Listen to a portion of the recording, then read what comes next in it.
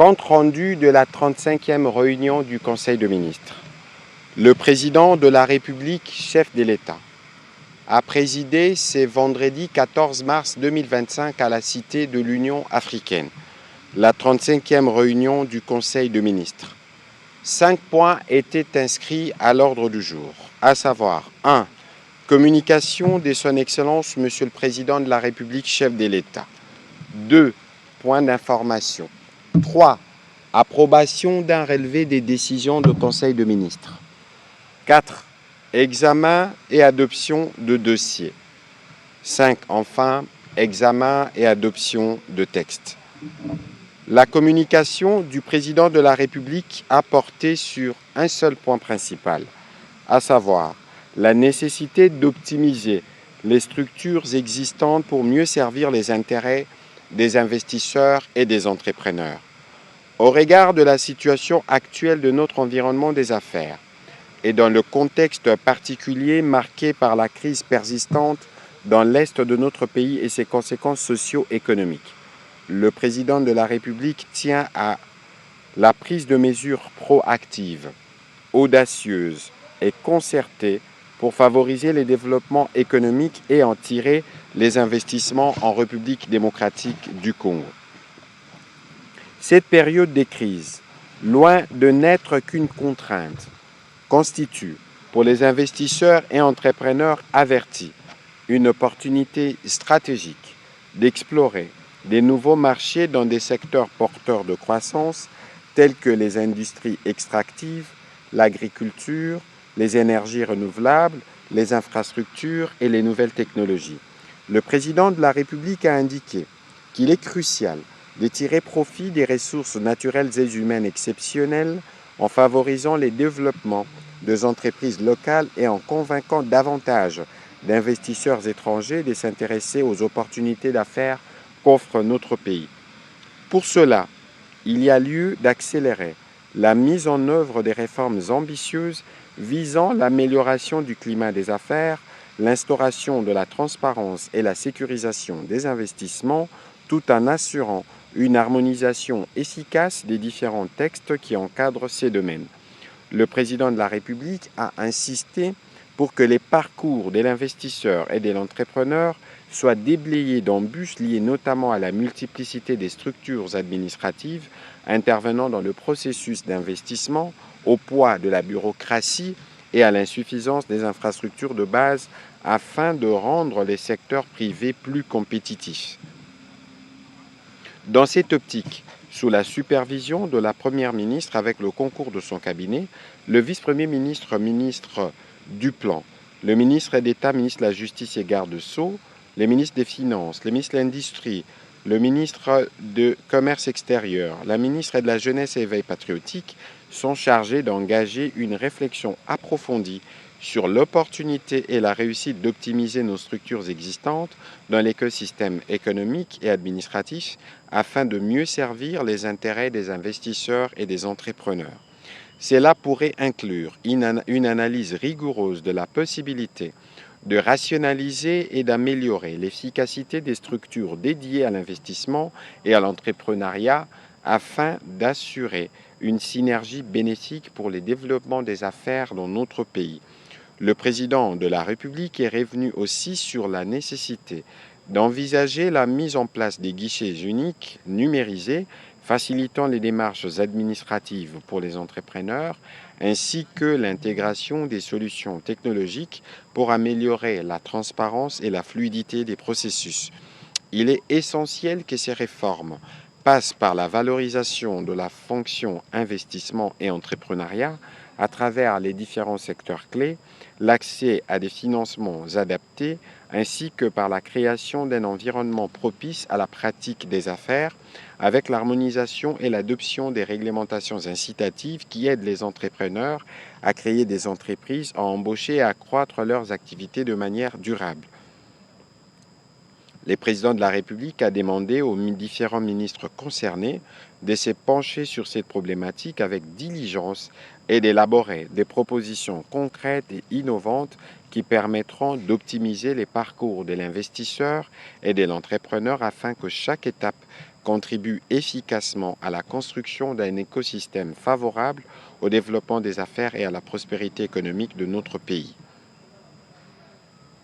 Dans la suite de la communication du président de la République, la première ministre chef du gouvernement est revenue sur la rentrée parlementaire 2025 prévue le 15 mars prochain.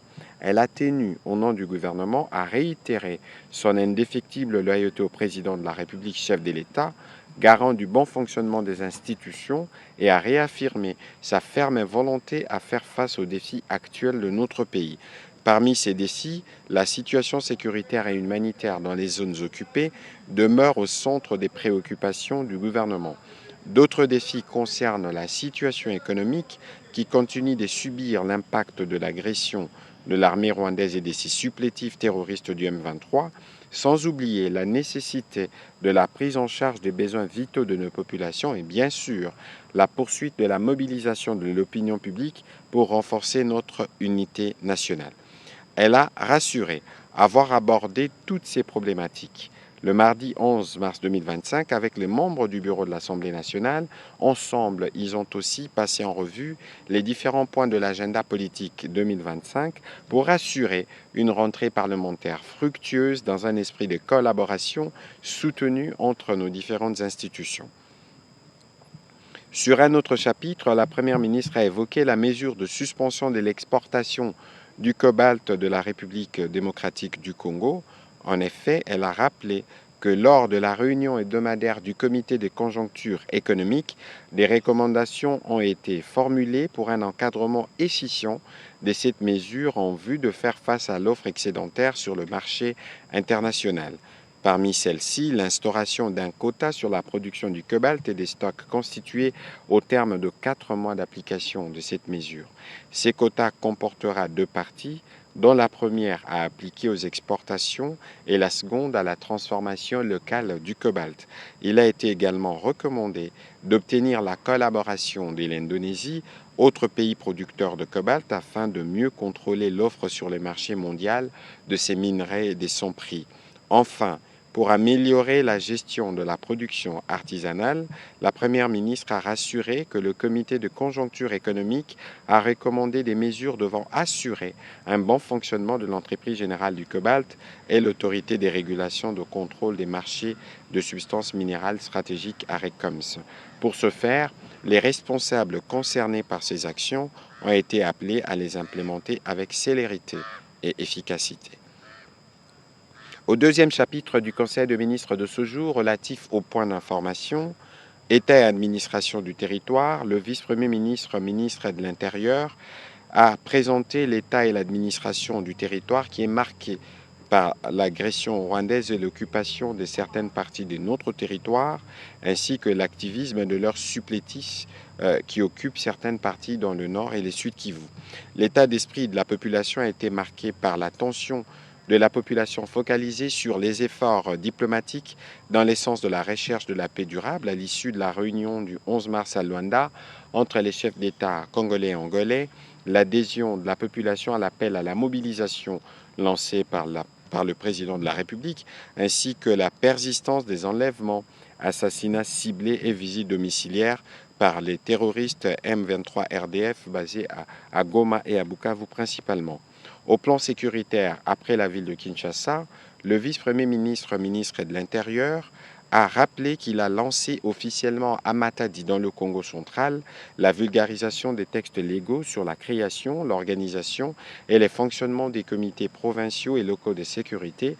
La mise en application des différents textes légaux en cette matière pris par le gouvernement à travers le décret de la Première ministre et ses mesures d'application permettra que certaines questions sécuritaires trouvent un début de solution. Toujours au Congo central, il y a étendu officiellement l'opération Ndobo au regard des résultats encourageants récoltés à Kinshasa. 114 présumés criminels ont déjà été arrêtés et seront bientôt jugés en procédure de flagrance. La province du Haut-Katanga sera la prochaine étape de cette opération. Toujours sur ces chapitres, il a été complété par le vice-premier ministre, ministre de la Défense nationale, qui est revenu, lui, principalement sur ce qui se passe sur les terrains des opérations, où il a indiqué sur le front nord, les forces armées de la République démocratique du Congo, malgré la posture des agresseurs rwandais, continuent à bloquer leur progression vers Lubero, Butembo et Beni. Sur le front sud, suite à l'échec de leur progression vers le territoire de Lubero, la coalition RDF M23 avec des forces spéciales a concentré ses forces sur l'axe Massissi-Walikale dans les buts de conquérir des localités importantes de ces territoires et d'étendre son influence. Les FARDC opposent une résistance à ces tentatives ennemies.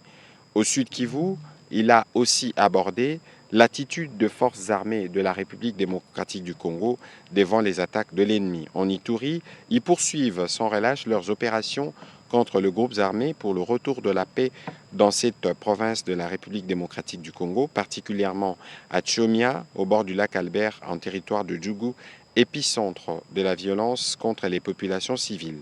Dans la partie ouest, les forces armées de la République démocratique du Congo viennent de franchir un nouveau cap vers le retour de la paix dans cette région en réussissant à détruire les bastions les plus importants des insurgés Mobondo, réduisant ainsi sensiblement leur capacité de nuisance. En plus des actions coercitives, des actions civilo-militaires sont également mises en œuvre pour favoriser la réconciliation entre le peuple. Au sujet de la situation épidémiologique, le ministre de la Santé a, avant de présenter la situation de manière globale, s'est apaisanti sur la situation sanitaire de provinces qui sont des villes et des localités des provinces qui sont actuellement sous occupation de l'armée rwandaise. En effet, au Nord Kivu, du 3 au 8 mars 2025, il est signalé 5 nouvelles admissions des blessés dans des formations sanitaires de Goma, ramenant le cumul à 5 588. Aucun nouveau décès intra-hospitalier n'a été enregistré, soit un cumul inchangé des décès intra-hospitaliers à 1573. Pour appuyer les efforts du gouvernement, l'Union européenne a mis à disposition des services sanitaires 44 tonnes de médicaments, mais qui se trouvent pour le moment bloqués à la frontière du pays agresseur.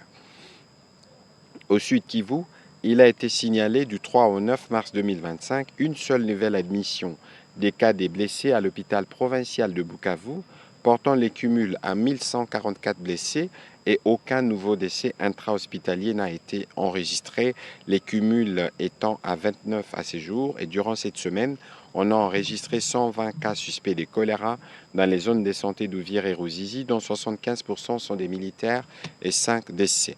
Revenant sur la situation épidémiologique, le ministre de la Santé publique, Hygiène et Prévention sociale a indiqué que par rapport à la semaine précédente, la tendance à la 9e semaine est marquée par une augmentation de cas suspects de 1918 à 2138.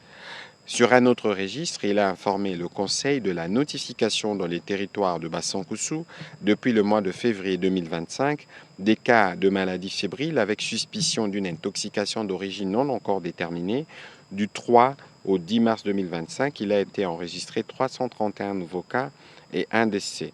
Le ministre de la Santé a également présenté la situation du choléra ainsi que celle de l'hôpital du cinquantenaire pendant au Conseil d'État. Organisation d'une session spéciale de l'épreuve préliminaire de l'examen d'État dans certaines provinces éducationnelles. La ministre d'État, ministre de l'Éducation nationale et Nouvelle Citoyenneté, a présenté au Conseil la note d'information relative à l'organisation d'une session spéciale de l'épreuve préliminaire de l'examen d'État 2025 dans les provinces éducationnelles du Nord Kivu 1, Sud Kivu 1 et du Sud Kivu 3 afin de garantir l'inclusivité de tous les candidats. Ainsi, au terme d'une réunion de concertation tenue du 10 au 12 mars avec les inspecteurs provinciaux principaux en charge de provinces concernées, il en est ressorti la décision d'organiser une session spéciale de l'épreuve préliminaire de l'examen d'État 2025 à la date du 25 mars au bénéfice de 619 candidats de 3 provinces éducationnelles précitées. Note d'information relevant du secteur des finances. Le ministre des Finances a présenté au Conseil deux notes d'information. La première portant sur l'état des lieux de la réforme de la facture normalisée. Il a indiqué que cette réforme fiscale vise à assurer le suivi en temps réel de la collecte de la taxe sur la valeur ajoutée par les opérateurs économiques et l'évaluation de leur chiffre d'affaires. À ces jours, sur les 4 phases de la réforme prévue, 2 premières phases ont été parachevées. La première année de la mise en œuvre de cette réforme a été marquée par la mise en œuvre des préalables à la réforme. Le troisième trimestre de l'année 2024 a permis de donner un coup d'accélérateur à cette réforme. À ce stade, la quasi-totalité de toutes les activités préalables au lancement de la phase de généralisation aux assujettis de la TVA ont été réalisées. Il s'agit en particulier de l'achèvement de travaux sur le data center qui est pleinement opérationnel et accessible depuis fin février 2025, ce qui a permis de passer dès à présent en mode de production consistant à l'usage par les opérateurs de leur NIF réel. Au deuxième point concernant l'état des lieux sur la réforme, sur la rationalisation de la parafiscalité congolaise, dans la perspective de rationaliser la parafiscalité congolaise, confrontée à une prolifération des taxes parafiscales, alourdissant et complexifiant les systèmes fiscaux globaux, le ministre des Finances a rappelé qu'un atelier relatif au reclassement des organismes auxiliaires a été organisé en février 2023, suivi d'une mission relative à l'inventaire et à la collecte des actes juridiques générateurs des recettes des organismes auxiliaires en juin 2023. Fort des résultats obtenus, il a été proposé la création d'un cadre permanent de mutualisation d'efforts des services concernés pour mener à bien cette réforme cruciale. Dès la série de réunions tenues, un projet d'arrêté interministériel portant création, organisation et fonctionnement de la commission permanente interministérielle chargée de la rationalisation de la parafiscalité a été élaboré et cette commission permanente aura diverses missions dont celle de la conduite de la réforme, mais aussi celle consistant dorénavant à donner son avis préalable sur tout projet de création d'une nouvelle perception parafiscale suivant l'esprit de la LOFIP. Les différentes étapes clés de cette réforme ont aussi été expliquées. Toujours sur ces chapitres de points d'information, le ministre de Mines a informé les conseils de mesures prises pour contrer l'exportation illégale des minerais du Nord Kivu et du Sud Kivu par le Rwanda et ses supplétifs du M23. Au nombre de ces mesures, il y a la déclaration des Rouba et Nambiboué comme sites miniers rouges, l'exigence de la suspension de l'octroi des certificats CRGL aux exportations rwandaises, l'exigence de la saisie et de la confiscation des minerais exportés à partir du Rwanda. Ces actions entreprises visaient les objectifs suivants. 1. Forcer la CRGL à agir conformément à ses propres normes par un audit de toute la chaîne d'approvisionnement du Rwanda qui devra remonter à la source depuis situé en République démocratique du Congo. 2. Obtenir la suspension de l'octroi des certificats d'origine aux exportations en minerais du Rwanda en attendant les conclusions de l'audit. 3. Obliger le Rwanda à ouvrir sa chaîne d'approvisionnement à une surveillance internationale indépendante. 4. Mettre les importateurs finaux au niveau mondial dans l'incapacité juridique de s'approvisionner à partir du Rwanda. Le ministre de Mines a salué la série de réactions positives des différents acteurs internationaux à la suite de ces actions menées, notamment les sanctions contre James Kabarebe et les porte-paroles du mouvement terroriste M23, ainsi que la décision du Conseil de l'Union européenne visant les réexamens du protocole d'accord sur le minerai stratégique avec le gouvernement rwandais. Le Conseil a pris acte de cette note d'information. Le ministre de la Recherche scientifique et innovation technologique a quant à lui informé le Conseil de l'invention par un génie congolais d'un avion école breveté en France. La spécificité de l'invention de l'ingénieur KBA Modianvita Alain David de la catégorie des avions légers et sa cabine spécifique équipée d'un simulateur utile pour la formation des pilotes d'avion depuis l'étape initiale jusqu'au seuil de la première qualification des types d'apprenants avant l'entrée dans les transports commerciaux. Il est affirmé dans les brevets d'intervention d'Erséné que cette invention pallie aux insuffisances de mise en pratique qui, généralement, causent la faiblesse dans la maîtrise des apprentissages, lesquelles faiblesses sont essentiellement dues au manque d'un outil véritablement dédié à la formation et au pilotage et qui assurerait une réelle continuité technologique entre les avions utilisés pour la formation et les avions utilisés pour le transport de passagers. De ces points de vue, cette invention est d'une valeur technologique inestimable et devrait profiter à l'État congolais dans sa quête d'émergence technologique, économique et sociale dans l'aéronautique, autant que les autres modes de locomotion et de transport. Le Conseil a pris acte de cette note d'information. État des lieux du débarcadère intégré de Kinkole, le ministre de la Pêche et l'Élevage a dressé l'état des lieux du débarcadère intégré de Kinkole et a attiré l'attention du gouvernement sur la nécessité de sa valorisation. Il a rappelé que dans le cadre de la mutualisation, de la matérialisation de la promesse du président de la République faite aux pêcheurs, un contrat a été signé entre son ministère et la société Best Building Company pour la réalisation de travaux d'aménagement d'un embarcadère intégré. À ce jour, le ministre de la Pêche et l'Élevage a déjà reçu du gouvernement une bonne partie du financement et les travaux avancent plutôt bien. Tout est donc mis en œuvre pour que les secteurs de la pêche artisanale qui évoluent jusque-là dans les domaines de l'informel puissent progressivement migrer vers le formel. Le Conseil a pris acte de cette note d'information. Au troisième chapitre du Conseil de ministres de ce jour, les membres du Conseil ont approuvé le relevé des décisions prises lors de la 34e réunion tenue les vendredis 7 mars 2025. Au quatrième chapitre relatif à l'examen et à l'adoption des dossiers, le vice-premier ministre de l'Intérieur a soumis au Conseil les dossiers relatifs à l'organisation du prochain Forum national des affaires coutumières. De manière globale, appuyé par le vice-ministre chargé des affaires coutumières, le FNAC poursuit l'objectif d'améliorer la gouvernance coutumière et l'intégration de peuples autochtones pygmées en vue de rétablir l'autorité de l'État, stimuler les développements locaux et promouvoir la paix, l'unité et la concorde en République démocratique du Congo. Ces forums s'inscrivent dans la droite ligne de la vision du président de la République, consignée dans son discours à la nation prononcé devant les deux chambres réunies en congrès le 11 décembre 2024 dernier. Après débat et délibération, ce dossier a été adopté. L'autre dossier concernait le projet d'accompagnement CongoSat et Secure Data RDC. Le ministre de la Recherche scientifique et innovation technologique a soumis au Conseil la proposition d'une société italienne visant à accéder à un financement structurel non remboursable de l'Union européenne au bénéfice du projet CongoSat et Secure Data et système de traitement des services de transmission sécurisés. Ces derniers tient du domaine des infrastructures et des communications dont les pays ont grandement besoin, surtout dans les domaines des données satellitaires. De ces faits, l'Institut géographique congolais et le Centre national des télédétections sont à l'occurrence les grands bénéficiaires de première main de cette organisation. Toute institution de notre pays voulant bénéficier d'une plateforme de transmission des données sécurisées à des fins de recherche institutionnelle pourrait utiliser une vraie dorsale de télécommunications avec des mailles dans le futur extensibles dans tous les pays.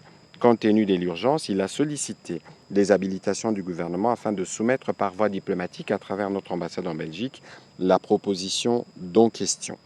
Après débat et délibération, le Conseil a adopté ces textes. Au dernier chapitre du Conseil de ministres de ce jour, relatif à l'examen et à l'adoption des textes, 5 textes ont été soumis. Le ministre d'État, ministre de la Justice et garde des Sceaux, a soumis au Conseil 2 projets de textes pour examen et délibération. Il s'agit respectivement du projet de loi autorisant la prorogation de l'état de siège sur une partie du territoire de la République démocratique du Congo pour une période de 15 jours prenant cours à partir du 23 mars 2025, projet des décrets portant mise en place d'une gestion informatisée et numérisée des procédures judiciaires au sein des tribunaux de commerce et des chambres commerciales de cour d'appel. Cette mesure fait partie des réformes implémentées par le gouvernement dans les secteurs de la justice. Après débat et délibération, ces textes ont été adoptés. Projet d'ordonnance. La ministre d'État, ministre des Affaires foncières, a soumis au Conseil pour examen et approbation un projet d'ordonnance portant mesures conservatoires relevant du secteur foncier sur la partie du territoire de la République démocratique du Congo sous état de siège et dans les zones sous occupation par les groupes armés et autres forces négatives. Elle a rassuré avoir tenu compte de la recommandation à sa proposition, du reste faite lors de la 17e réunion du Conseil de ministres. Ces mesures conservatoires, a-t-elle rappelé, visent à sauvegarder l'intégrité du territoire national, à affirmer les attributs exclusifs de l'État en matière de propriété foncière et à protéger le patrimoine foncier et immobilier de l'État, des particuliers et des communautés locales déplacées à la suite de l'insécurité créée par les différentes forces négatives œuvrant dans ces espaces. Après débat et délibération, ce projet de texte a été adopté. Dernier texte soumis au Conseil de ministres de ce jour, le ministre des Finances a soumis au Conseil 2 projets de loi pour examen et approbation. Le premier, c'est le projet de loi modifiant et complétant la loi numéro 22/068 du 27 décembre 2022 portant lutte contre les blanchiments des capitaux et les financements du terrorisme et de la prolifération des armes de destruction massive. Ces textes viennent combler les lacunes non prises en charge par les dispositions de la loi congolaise, lesquelles lacunes ont été identifiées par les GABAC et confirmées par le GAFI. Elles portent notamment sur l'incrimination du financement du terrorisme, les devoirs de vigilance à la clientèle concernant les secteurs financiers et non financiers, la mise en œuvre des sanctions financières ciblées, les déclarations d'opérations suspectes ainsi que la conservation des documents par les assujettis. Remédier à ces lacunes a pour objectif de sortir notre pays de la liste grise du GAFI dans les délais. En même temps, ces textes favorisent l'échange d'informations entre la CNRF et les autres cellules de renseignement financier en vue d'obtenir son adhésion sollicitée au groupe Egmont. Projet de loi portant organisation et fonctionnement des marchés boursiers en République démocratique du Congo. Ces textes répondent à la nécessité de doter notre pays d'un cadre juridique et institutionnel moderne et adapté aux exigences d'une bourse de valeurs mobilières et d'une bourse de marchandises efficace et transparente. Il vise à favoriser la mobilisation de ressources nécessaires au financement des investissements, au développement du secteur privé et à l'accélération de la croissance économique. La surveillance et la régulation des opérations sur les marchés boursiers sont placées au cœur de cette loi, grâce notamment à l'institution d'une autorité des marchés financiers qui veille à l'application des dispositions légales et assure le bon fonctionnement aussi bien de la bourse des valeurs immobilières que la bourse de marchandises. Après débat et délibération, le Conseil a adopté ces textes. Avant de clôturer le Conseil de ministres de ce jour, comme de coutume, le président de la République a rappelé sa détermination à mettre tout en œuvre pour que nos populations qui sont actuellement sous occupation puissent être libérées très rapidement. Commencé à 15h13, la réunion du Conseil de ministres a pris fin à 18h19. Je vous remercie.